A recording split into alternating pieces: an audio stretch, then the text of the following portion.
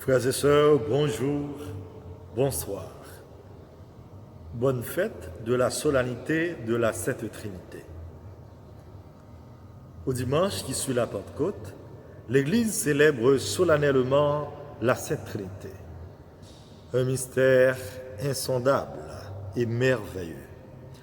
Notre méditation en ce jour puise son essence dans l'enseignement de l'Église sur ce mystère, condensé, concentré dans le credo, le symbole de Nicée. Dieu, nous ne le connaissons pas. C'est lui qui se révèle à nous. Et Saint Jean nous dit que Dieu est amour. Deus caritas est. C'est donc cette relation d'amour que nous célébrons dans le mystère de la Sainte Trinité. Dieu, Père, Fils et Esprit Saint. Marque d'identité exclusive des chrétiens.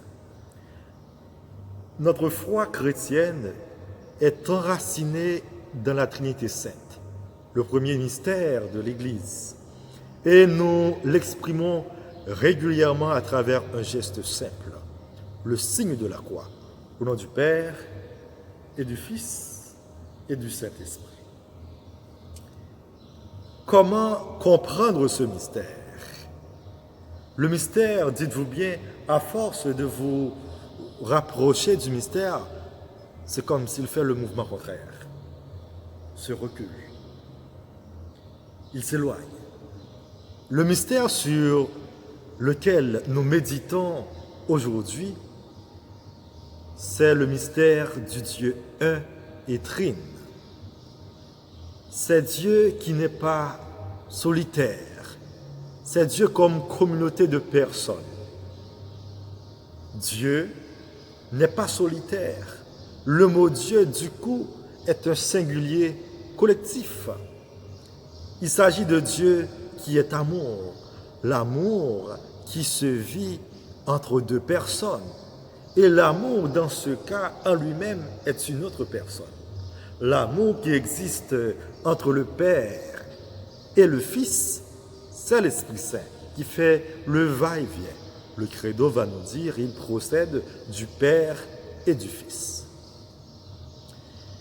La Trinité est loin d'être un produit mathématique. Ne répétez pas les calculs que vous entendez si souvent. Il s'agit des modes d'être de Dieu. Dieu qui agit de manière différente pour nous obtenir le salut et nous introduire dans cet amour inclusif des personnes de la Trinité.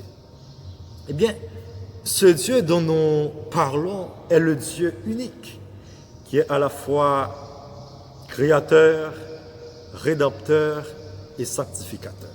Voyons les trois personnes de la Trinité. Dieu le Père. Dieu le Père est inacible, c'est-à-dire il ne naît pas car il existe de toute éternité. Il est créateur, son propre est de créer. Il est Père, Père de Jésus-Christ. Il crée par amour, c'est pourquoi nous disons qu'il est un Père aimant. L'identité de ce Dieu qui aime et qui choisit, qui crée pour se lier, se dévoile à travers son alliance avec Abraham. C'est le Dieu de la promesse. Pour accomplir son dessein de salut, il nous enverra son Fils, le verbum caro factum, le Verbe fait chair, par qui il a créé le monde. Et en ce dernier, il nous révèle son visage. Eh bien, c'est ce que nous dit la lettre aux Hébreux. Après avoir, à maintes reprises et sous maintes formes, parlé jadis au Père par les prophètes, Dieu, en ces jours qui sont les derniers, nous a parlé par un Fils qu'il a établi héritier de toutes choses, par qui aussi il a fait les mondes.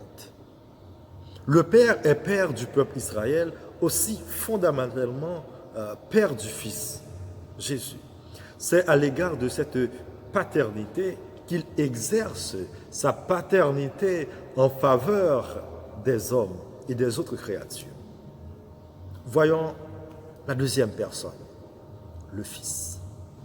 Jésus-Christ, deuxième personne de la Trinité sainte, est le Fils unique de Dieu, né du Père avant tous les siècles. Il est Dieu, né de Dieu, lumière née de la lumière, vrai Dieu, né du vrai Dieu, engendré, non pas créé, de même nature que le Père. Par lui, tout a été fait. Jésus n'est pas seulement d'un genre divin, il est Dieu, vrai Dieu, le Dieu sauveur.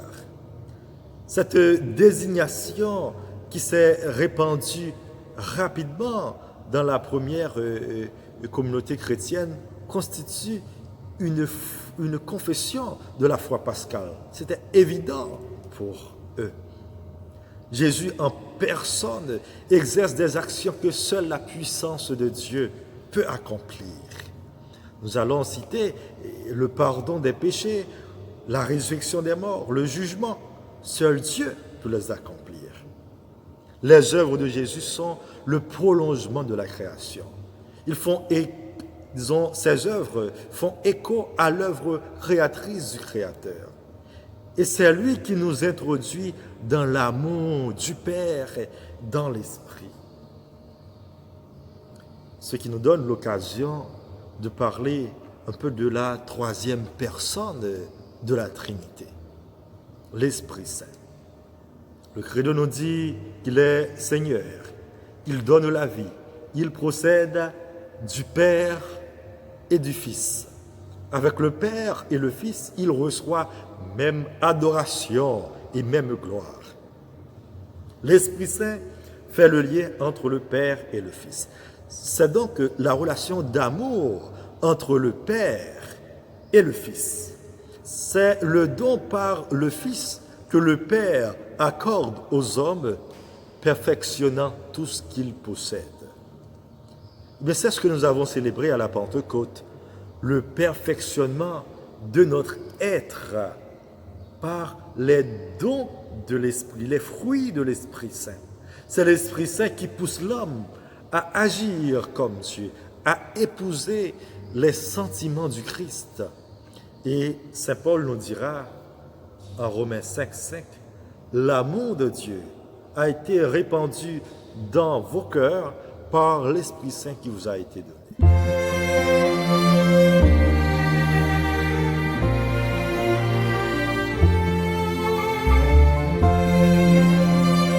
Mais en quoi ce mystère nous interpelle aujourd'hui? Notre monde est marqué par les maux et les souffrances de toutes sortes, par la maladie, la guerre, la famine, et actuellement la pandémie de la COVID-19 qui risque de devenir endémique, avec laquelle nous aurons à cohabiter 1 ou 2 ans selon les experts. Le mystère de la Sainte Trinité vient questionner notre manque d'amour, vient questionner notre manque d'unité, vient questionner notre responsabilité par rapport à tout ce qui se passe.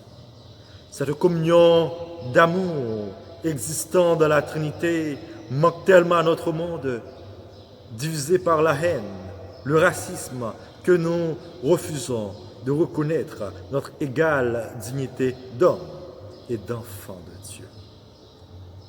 Nous prions et nous pensons encore à George Floyd, victime de ce fléau de haine et d'inégalité.